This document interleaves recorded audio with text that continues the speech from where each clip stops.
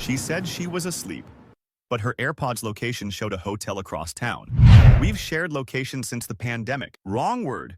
Share implies a meeting of equals. The reality is we both agreed we were anxious and forgetful, and Find My became the third person in our marriage, tapping our elbows when we mislaid a phone or left a backpack under a cafe chair. I've justified it as practical, like keeping a spare key with the neighbor.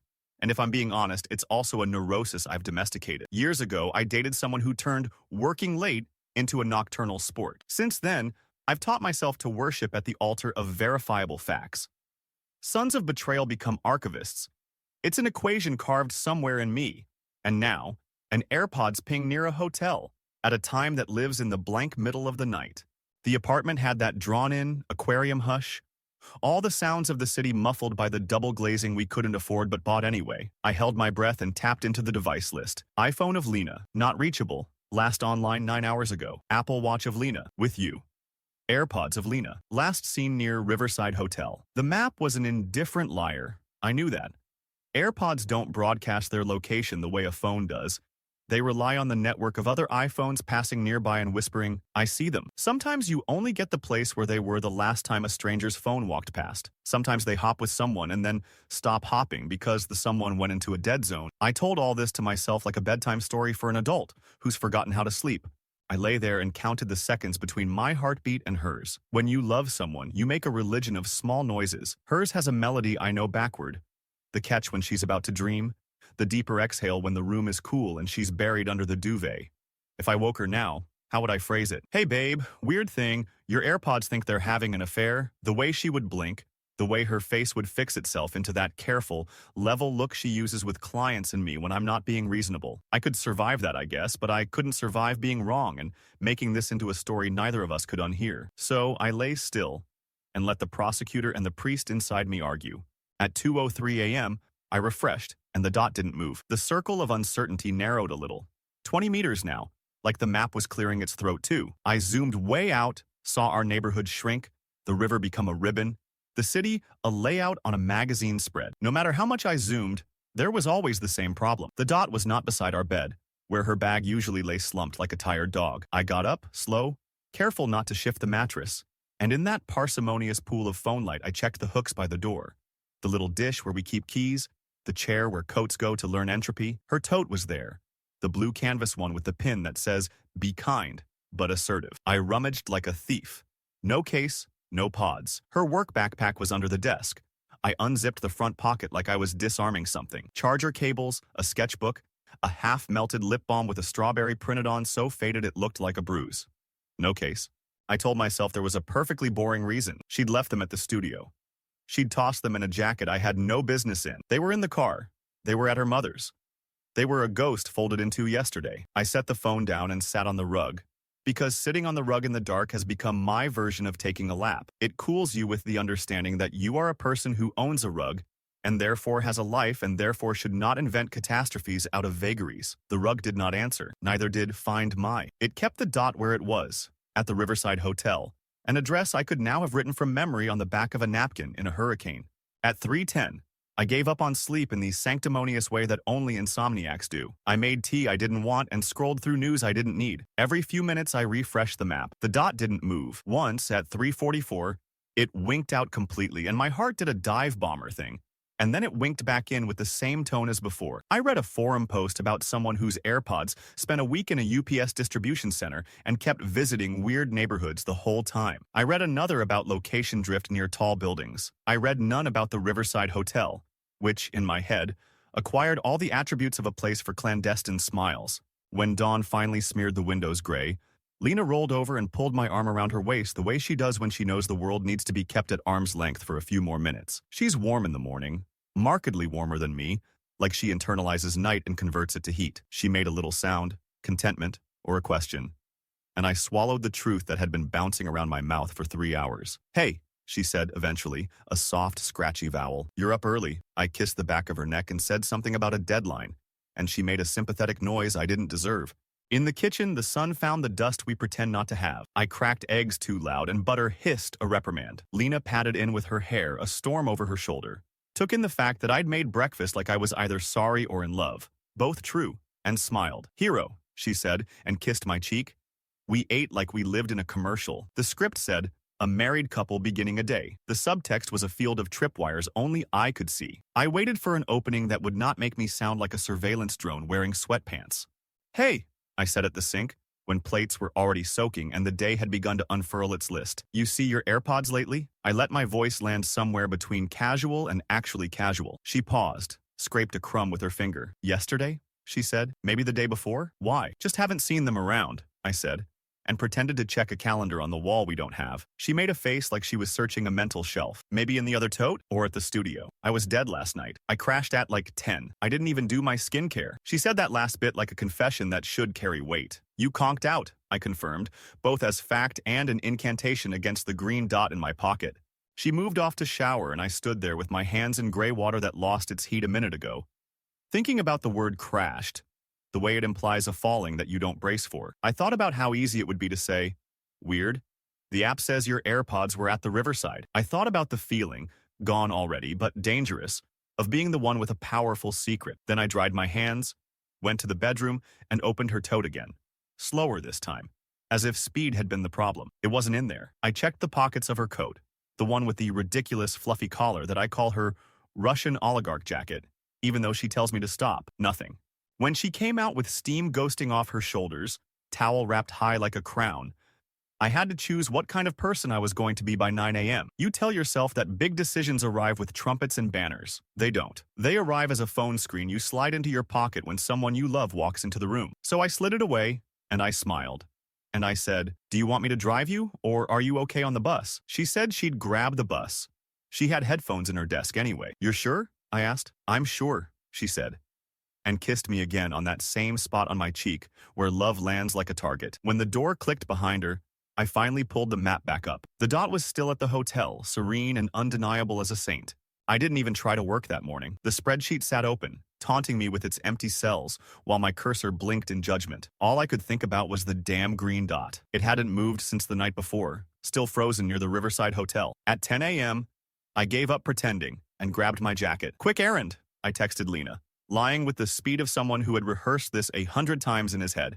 The hotel was one of those anonymous mid-range towers, glass that reflected a sky already gray, a lobby that smelled like industrial-strength lemon cleaner. I walked past the revolving door 3 times before going in, practicing a story. Inside, everything was beige, from the carpet to the tired smile of the man at reception. I told myself I'd ask about lost property. Maybe a charger, maybe, ridiculous thought, the AirPods themselves. My hands shook as I approached the desk. Hi, I think I lost something near here, I began, hating how guilty my voice sounded. I showed him the AirPods icon on my phone, zoomed in so the Riverside address was clear. It keeps saying they're here. Any chance someone turned them in? The receptionist, Sergey, his tag read, leaned forward politely, but his eyes flickered like I'd pressed a bruise. We don't usually, if they're in a room, we wouldn't know. Did you stay here? No, I admitted too fast. But my wife, she thought maybe she passed by. A half-lie, paper thin. I even pulled up a photo of Lena from a weekend hike, her red scarf catching sunlight. It might have been in her bag. And that's when it happened. His face registered recognition. Just a flicker, but unmistakable. Red scarf, he murmured, almost to himself. Then, catching his mistake, he straightened. Sorry, sir. If someone brings them down, we'll log it. But he'd already given me more than he realized. Red scarf. Lena's red scarf. The one she wore last week when we went grocery shopping. I replayed his tone in my head as I walked back outside, heart thudding so hard it made the cold air taste like metal. Across the street was a cafe, the kind with chipped tables and an old Wi-Fi router that couldn't handle more than 6 people at once. I ordered coffee I didn't need and sat by the window, phone balanced like evidence. I opened Find My again. Still there, still the Riverside. And now I had a witness, however accidental, who had seen her. I tried to make the puzzle rational. Maybe she'd met a client. Maybe it was a charity project. She did those sometimes, but at 1 in the morning? And why didn't she tell me? My head supplied images I hated. Laughter over cheap hotel wine, a hand brushing hers in a hallway, the red scarf slipping from her shoulder onto unfamiliar sheets. On the walk home, my paranoia sharpened into obsession. I stopped at a trash can near the bus stop because something colorful caught my eye. A crumpled receipt, damp from last night's rain. On instinct, I picked it up. Riverside Hotel Cafe. Time-stamped 11:57 p.m. 2 items. An energy drink and a phone charger. Paid cash. My stomach dropped as if I'd swallowed a stone. Back home, Lena's tote sat in the corner like an accomplice. I searched it again, slower this time, methodical. No AirPods. But her planner was there, open to yesterday's page. Studio 5 to 8. Grocery run. Nothing after. Blank space where, apparently, midnight at Riverside belonged. I told myself I wouldn't snoop further. I told myself, then ignored myself, and opened her laptop. No password. I'd always thought that was a sign of trust. In her messages, I scrolled. Most were dull. Clients asking for revisions.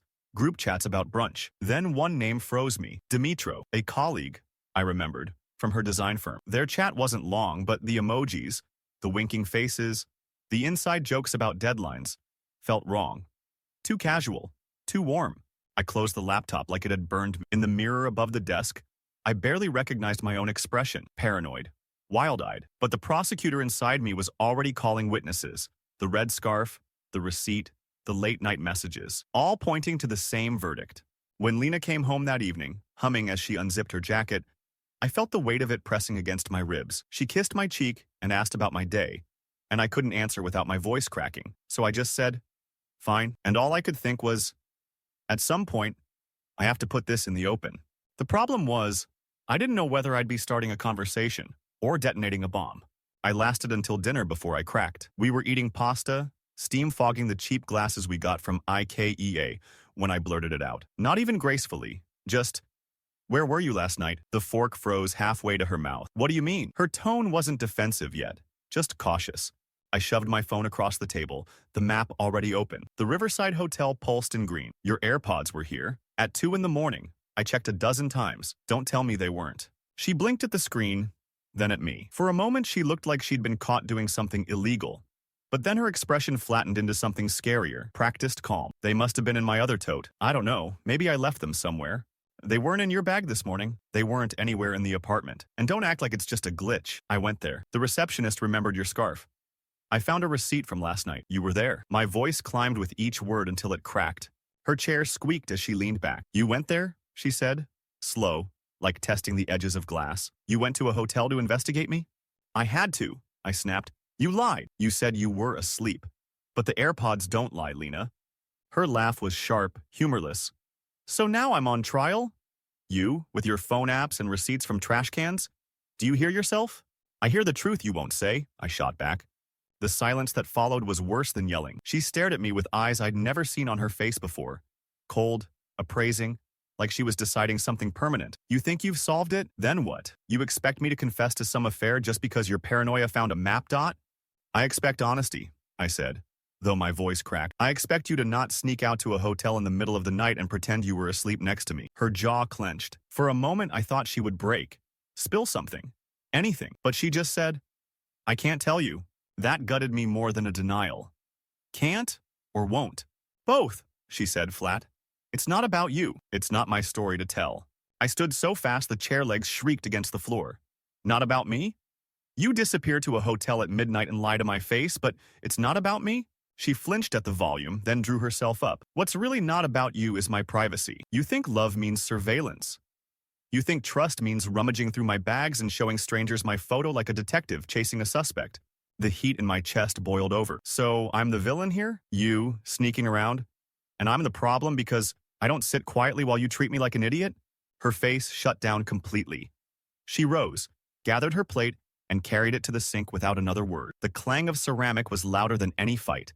That night, we didn't share a bed. She curled up on the couch with a blanket pulled over her head like a barricade. I lay in our room, staring at the ceiling fan as it ticked and wobbled, my phone still on the nightstand, the Riverside Hotel dot frozen in my mind. The next day, I did something even worse. I went back. This time I didn't bother with excuses. I asked the receptionist about surveillance footage. "We can't release that without police," he said gently. I pressed harder, voice cracking with desperation. He just shook his head, but when I turned to leave, he slipped my card back with a glance I couldn't read. Half pity, half warning. By the time I got home, Lena had packed a small bag. "I need space," she said, not meeting my eyes. "Stay at your friend's, or I will." I wanted to scream, to beg, to demand answers. Instead, I stood there mute while she walked past me, her red scarf trailing like evidence I couldn't use. That night, my phone stayed dark. But my mind didn't. Every blink of the ceiling fan was a question I couldn't answer. Was I hunting the truth or destroying the marriage trying to find it? I spent 3 nights away from her, pretending to sleep on my friend's couch, but really just staring at my phone in the dark. Every few hours, I'd check the AirPods again, like some addict refreshing a slot machine. And every time, the dot was still there, at the Riverside Hotel. It was like the universe itself was mocking me. You already know. Stop pretending you don't. On the fourth morning, a voicemail from Sergey, the receptionist, buzzed through while I was brushing my teeth. His voice was careful, like someone tiptoeing on glass. Sir, I can't discuss guests, but the room your wife was seen near, it wasn't booked under her name. It was paid by a corporate card.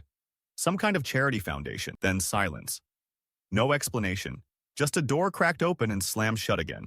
That single breadcrumb poisoned my thoughts. Charity foundation? Was she moonlighting? Or was that just a cover name for someone else? Someone buying the room under a different banner? I ransacked our apartment like a burglar in his own home. And that's when I found it. The bag. Stuffed behind old blankets in the closet was a second tote I'd never seen before. Inside, a scuffed-up phone charger, a pair of worn sneakers too small to be hers, a cracked flip phone, and, my chest froze, her old AirPods case. Not the sleek new one she'd gotten 6 months ago, the old one she said she'd lost. My hands shook as I held it, imagining it glowing green on the map like a beacon, tethered to secrets she had no intention of sharing. The story in my head wrote itself. She wasn't just visiting a hotel. She was hiding things, lending bags to someone, covering for someone, or maybe living some second life I didn't recognize. That night, I confronted her with the bag. She looked at it once and then at me, expression unreadable. You went through my closet? She asked, not even angry, just resigned. You're hiding things, I said. There's a phone in here, sneakers that aren't yours, your old AirPods case. You expect me to believe this is normal? Her face shuddered over again. It's not what you think. I laughed, harsh and broken. That's all you ever say. Then what is it? Her lips pressed into a line. I told you. It's not about you. The rage and helplessness in me boiled until I couldn't breathe. Everything you do in secret becomes about me when you're my wife. Do you understand that? Every dot on that map, every lie, every blank page in your planner, it all lands on me. Her eyes were wet, but not soft. And every time you spy, every time you dig through my things, it all lands on me. You don't trust me. You don't even see me anymore. You just see evidence. The room felt like it was caving in. I couldn't stand it. I left before I said something unforgivable. But outside, I couldn't stop myself. I followed her the next evening when she got that call. The one that made her leave suddenly with her jacket half-zipped. She walked fast, like she had a destination she knew by heart. I stayed half a block behind, adrenaline burning through me. She turned the corner toward the riverside, the hotel sign glowing faint blue against the night. My pulse roared. And then, I saw her. Not Lena, the hooded figure from before, waiting in the alley beside the hotel. Small, hunched, moving like every step hurt. Lena crossed the street to her, put a hand on her shoulder, and they slipped inside together. I stood rooted to the pavement, my breath visible in the cold. The prosecutor in me had his closing argument ready. Caught, guilty, affair proven. But the man standing there in the dark wasn't so sure anymore. I couldn't take it anymore.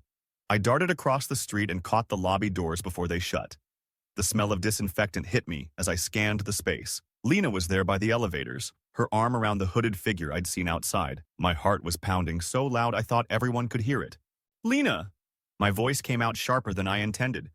She spun, startled, her eyes wide. The hooded figure shrank back, pulling the sweatshirt tighter around her face.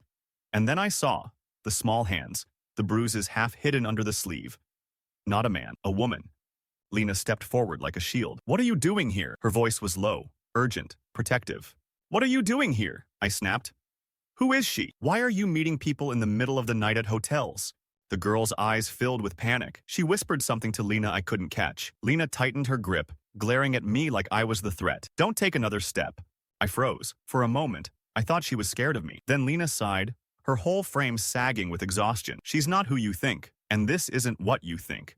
I looked at the girl again. The bruises weren't just under her sleeve. I could see the shadows around her jaw, the careful way she moved, like every muscle remembered being struck.